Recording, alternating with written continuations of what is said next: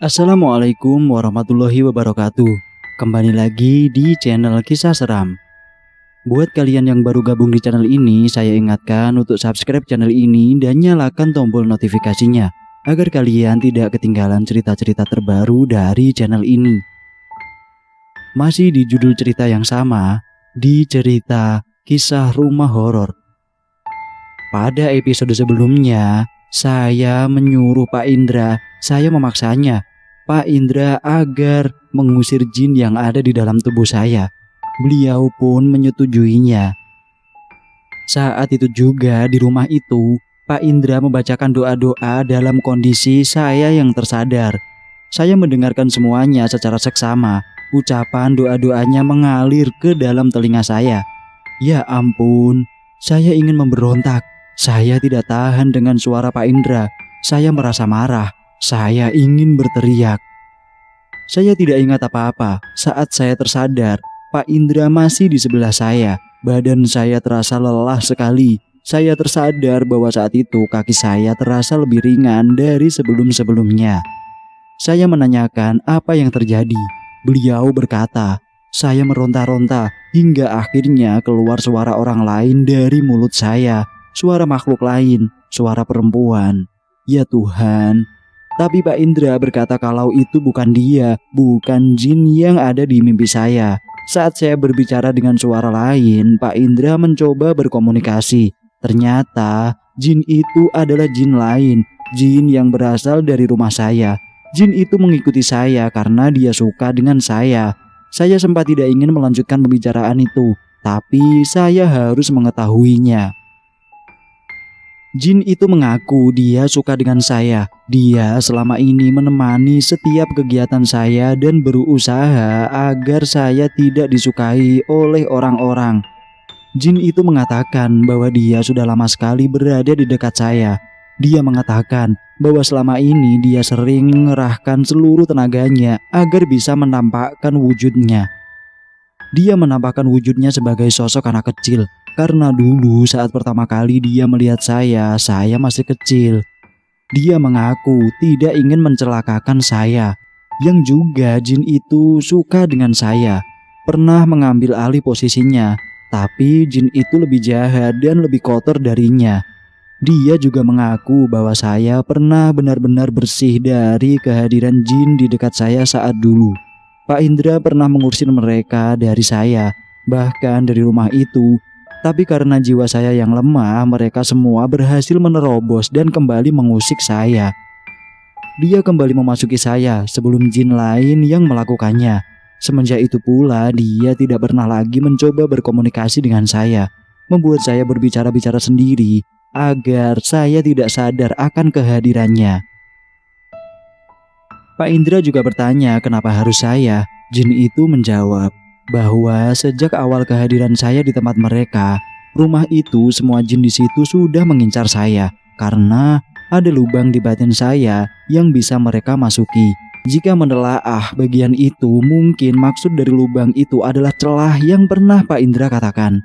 Sejak awal satu persatu dari jin itu membuat gangguan-gangguan berupa suara agar saya merasa terusik dan mencari-cari tahu. Karena saat saya mencari-cari tahu, di saat itulah batin saya semakin melemah dan mereka bisa memasuki saya. Jin itu mengaku bahwa dulu dialah yang pernah menggeser-geser guci di rumah itu. Di antara banyak gangguan di rumah itu, satu-satunya gangguan yang saya seriuskan adalah guci itu. Dan itu adalah ulah jin itu. Dia sengaja menggunakan guci itu sebagai alat karena sejak awal dia tahu bahwa ada cerita di balik guci itu yang mengarah kepada hal-hal gaib. Dia juga mengetahui apa-apa yang menjadi kesukaan saya, lagu dan alat musik kesukaan saya, dan menggunakannya sebagai jalan agar saya terus-terusan penasaran dan terjadi kontak dengannya. Dialah juga yang pernah membawakan gigi ke ruangan kosong itu. Dia mengaku bahwa dulu sekali orang sering membuang gigi yang tinggal di dalam sumur tempat mereka tinggal. Jin itu mengatakan saat ini dia sudah kehabisan tenaga untuk terus berada di dekat saya. Karena saat itu ada jin lain yang lebih kuat darinya sedang ingin mengambil alih. Jin yang menyerupai sosok manusia dan mengaku sebagai murid Pak Indra. Saat itu Pak Indra membacakan kalimat-kalimat doa untuk mengusirnya. Jin itu berteriak meronta-ronta. Pak Indra memaksanya untuk pergi. Jin itu bersikeras untuk tidak pergi karena dia berkata, jika dia pergi maka jin lain akan berhasil memasuki saya. Pak Indra tidak mau mengikuti tipu muslihatnya, bagaimanapun dia harus pergi dari saya. Karena Pak Indra tahu jika jin suka dengan saya bagaimanapun, jin itu tidak akan rela jika saya memiliki pasangan hidup. Atau jika saya sudah jatuh cinta dengan manusia lain dan saya akan mendapatkan kesulitan. Tapi Pak Indra tetap melancarkan aksinya agar jin itu benar-benar pergi. Jin itu kembali mengucapkan dia tidak ingin jin lain yang memasuki saya setelah dia pergi. Pak Indra tetap mengusirnya hingga akhirnya dia berjanji untuk tidak mengganggu saya lagi. Tapi dengan satu kondisi, rumah kami bagaimanapun sudah menjadi tempat tinggalnya. Jangan usir dia dari rumah itu. Mendengar semua itu, kepala saya terasa berputar-putar. Saya hampir tidak bisa mempercayainya. Karena saya tidak mendengarnya secara langsung. Tapi karena memang setelah itu kaki saya terasa lebih ringan dari sebelumnya. Saya yakin ada sesuatu yang telah pergi dari tubuh saya. Pak Indra mengingatkan saya jika memang benar perkataan jin itu, maka saya saat ini sedang dalam bahaya besar. Jin lain, jin yang ada di mimpi saya, yang kami duga sebagai jin Saka, bisa saja memasuki saya kapanpun. Pak Indra tak henti-hentinya memerintahkan saya untuk mendekatkan diri kepada Tuhan. Bukan karena perintahnya, melainkan karena memang dari hati saya sendiri secara ikhlas. Saat itu saya sangat membutuhkan istirahat. Saya juga harus bergegas ke kampus untuk mengumpulkan tugas dan mengisi absensi di kampus. Mengetahui itu semua, rasanya satu jawaban saya selama ini sudah terungkap. Meskipun pada akhirnya tetap ada misteri lain yang masih menghantui saya. Mimpi itu, jin itu. Kenapa dia ada dan kenapa dia masih mengganggu kami? Sore itu di hari yang sama setelah dari kampus, saya pulang setelah ibu saya menelpon bahwa dia sudah pulang diantar temannya dan dia merasa kesepian di rumah. Setibanya di depan rumah ada rasa enggan untuk masuk. Bayangkan saja, Anda tahu bahwa benar-benar ada jin di rumah itu. Terlebih lagi jin itu mengaku menyukai saya dan saya tidak bisa melihatnya, sedangkan dia bisa. Saya takut sekali, tapi saat ibu membuka pintu saya melihat senyumnya. Senyumnya membangkitkan semangat saya, semangat untuk kembali hidup seutuhnya. Malam itu saya pergi mengajak ibu saya untuk makan malam di luar. Saya merindukan suaranya, saya ingin melihat wajahnya, saya ingin banyak bercerita dengannya. Saya ingin membuatnya terus tersenyum, meskipun semenjak kepergian ayah senyumnya terlihat berbeda. Senyumnya tidak terlihat sama sekali. Rasanya saya ingin sekali menceritakan semuanya padanya, tapi saya tidak mau. Saya tidak ingin menambah beban pikirannya. Malam itu saya sakit, badan saya terasa panas. Saya tidak berani untuk tidur. Saya takut mimpi itu hadir lagi, tapi badan saya terasa semakin melemah dan saya harus istirahat. Sebelum tidur saya meminta ibu saya untuk berdoa di samping saya dan menemani saya tidur.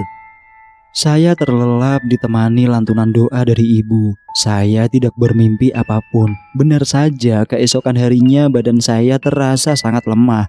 Saya demam tinggi. Pagi itu ibu saya harus pergi berurusan, sedangkan saya harus terbaring di rumah karena tubuh saya terasa begitu lemah. Sebelum ibu berangkat dengan temannya, saya sempat melihat wajahnya, ia terlihat khawatir. Ya, begitulah insting seorang ibu. Tidak lama setelah ibu berangkat, saya kembali memikirkan apa yang terjadi semalamnya. Kejadian itu begitu mengerikan. Saya harus mengetahui bahwa selama ini memang saya diikuti oleh jin. Bahkan jin itu bisa-bisanya suka dengan saya. Ternyata dialah yang selama ini mengganggu ketenangan hidup saya. Tapi saya percaya, saya yakin saat ini dia sudah tidak lagi menempel pada saya. Cukup saat itu, dengan kondisi badan yang lemas, saya rasa sudah cukup saya memikirkannya. Saya merasa lapar, untunglah sebelum ibu saya pergi dia sudah menyiapkan makanan. Saat tiba di lantai bawah, saya memperhatikan seisi ruangan, ada yang berubah. Sebelumnya ada gambar lukisan leluhur terdahulu kami yang selalu dipajang di ruang tamu. Ukurannya tidak besar, sekitar 40 kali 30 cm. Tapi kali itu gambar itu tidak lagi dipajang. Saya menelpon ibu, menanyakan kemana perginya gambar itu. Ibu saya menjawab bahwa dia memutuskan untuk menyimpannya saja. Dia menyimpannya di dalam lemari kamar tidur kosong di lantai bawah. Dulu ayah saya yang menginginkan gambar itu untuk dipajang. Mungkin selama ini ibu saya segan untuk menyimpannya karena saya tahu sejak dulu dia tidak suka dengan gambar itu. Tapi tidak boleh dengan ayah saya. Sebenarnya saya juga senang gambar itu akhirnya disimpan, karena selama ini saat gambar itu masih dipajang, mata dari sosok yang ada di gambar itu seakan selalu menatap kita dari sudut manapun kita memandangnya. Tanpa berpikir aneh-aneh, saya lanjut mengambil makanan dan meletakkannya di atas meja makan. Saya harus kembali ke dapur untuk mengambil minum. Saat saya kembali ke meja makan, dengan anehnya piring makan saya bergeser. Saya ingat sekali saat saya meletakkan piring di atas gambar ayam di taplak meja. Piring itu seharusnya menutupi gambar ayam itu, tapi kali itu piring saya sudah tidak lagi menutupi gambar ayam itu. Saya duduk di meja makan dan berdoa sebelum makan. Saya baru sadar, saya duduk menghadap cermin kecil yang ada di ruangan makan. Saya merasa aneh, seperti ada yang memperhatikan saya. Saya belum benar-benar menyelesaikan sarapan saya. Sampai saya tersadar, saya melihat ke cermin. Ya Tuhan, ada yang duduk di samping saya, anak perempuan itu. Selera makan saya menghilang begitu saja. Saya berusaha keras agar tidak ketakutan. Padahal rasanya saya ingin berteriak. Saya meletakkan makan saya yang belum habis ke dapur. Aneh, seharusnya jin itu sudah tidak lagi mendekati saya. Dia sudah berjanji, tapi seperti yang dikatakannya, dia memang tidak menempel pada saya lagi. Tapi dia masih berkeliaran di sekitar saya. Sepertinya saya harus menerima keadaan bahwa mereka memang ada di rumah kami. Saat itu saya kembali lagi ke kamar untuk beristirahat karena badan saya masih lemas. Saya tertidur. Saya ingat sekali siang itu saya bermimpi bertemu dengan ayah saya dan saya memeluknya dengan erat. Saya terbangun karena ada telepon dari Pak Indra. Beliau menanyakan keadaan saya. Karena dia tahu saya sedang sakit, dia memutuskan untuk datang menjenguk saya. Saya menyetujuinya. Justru saya senang sekali. Paling tidak ada yang bisa diajak berbicara di dalam kesunyian rumah. Tidak sampai 1 jam siang itu beliau tiba di rumah dan kami berbincang-bincang di ruang tamu. Gimana sekarang? Masih panas badannya? Masih Pak, tapi ini agak lumayan dibanding tadi pagi. Tapi tadi saya mimpi indah. Mimpi apa? Saya bermimpi bertemu dengan ayah saya dan memeluknya dengan erat. Wah, baguslah. Ngomong-ngomong, kok akhirnya Bapak mau ke rumah saya lagi? Kan Bapak pernah bilang untuk tidak sering-sering ke sini. Iya, saya tahu keadaannya. Mungkin saja mereka tidak suka kehadiran saya di sini. Tapi karena kamu sakit, mau bagaimana lagi? Saya cuma ingin memastikan bahwa kamu sakit bukan karena kejadian semalam. Apa kamu masih merasa ada hal yang aneh? Tadi pagi sih ada yang menggeser piring saya dan anak kecil itu muncul kembali di sebelah saya. Saya melihatnya dari cermin. Tenanglah, kita memang tidak tahu pasti mengenai janji dia semalam untuk tidak mengganggu kamu lagi. Tapi kita tidak pernah tahu kembali dari awal. Kamu harus meneguhkan iman kamu agar mereka tidak mengganggu kamu lagi. Iya Pak. Mengenai mimpi kamu tadi. Iya, kenapa Pak? Saya bukan bermaksud merusak suasana hati kamu, tapi sebaiknya kamu jangan terlalu terlena dengan mimpi seperti itu. Maksudnya? Iya, kamu mungkin senang sekali bisa melihat wujud ayah kamu melalui mimpi. Tapi bisa saja itu bukan dia, tapi jin itu. Maaf kalau ini membuat kamu kecewa, tapi saya harus menyampaikannya. Kamu jangan lupa, meskipun sekarang 1 jin sudah pergi dari kamu, tapi kamu tahu kan masih ada jin yang mengganggu di luar sana. Iya Pak, rasanya saat itu saya ingin menangis. Kamu jangan bersedih, memang beginilah keadaan sekarang. Kamu harus kuat menghadapinya. Iya, lalu kenapa dia harus menjelma seperti itu di mimpi saya? Karena dia tahu kelemahan kamu, dia juga tahu apa yang menjadi celah baginya untuk memasuki kamu. Saya kembali terdiam. Mungkin apa yang dikatakan Pak Indra itu memang benar. Siang itu kami bercakap-cakap cukup lama. Kami tidak lanjut membahas mengenai jin itu. Dia mencoba menghibur saya dan tidak bisa berlama-lama karena dia masih harus mengajar di kampus.